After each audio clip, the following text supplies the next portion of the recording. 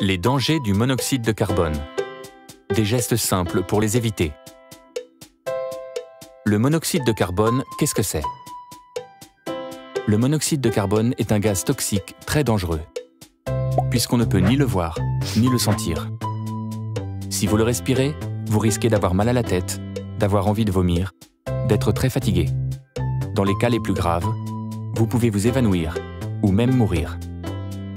Le monoxyde de carbone est produit par vos appareils de cuisson et de chauffage, gaz, bois, charbon, essence, fioul ou éthanol, lorsqu'ils ne fonctionnent pas correctement, mais pas par des appareils électriques.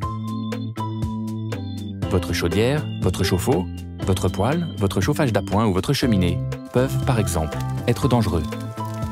Sans oublier les moteurs de moto, de voiture ou certains appareils de bricolage. Mais aussi les braseros et les barbecues, qui ne doivent pas servir à vous chauffer.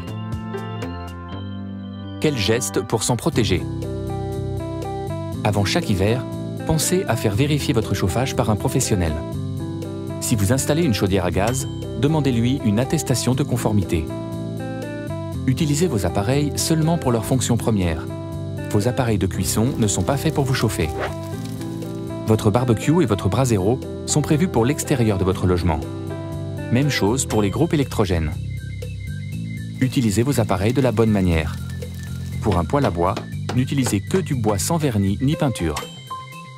Ne laissez pas votre voiture allumée dans le garage. Ne bouchez jamais les ouvertures permettant à l'air de circuler dans votre logement. Enfin, prenez le réflexe d'utiliser un chauffage d'appoint au maximum 2 heures de suite et dans une pièce avec aération. Et aérez chaque jour votre logement pendant au moins 10 minutes, même en hiver.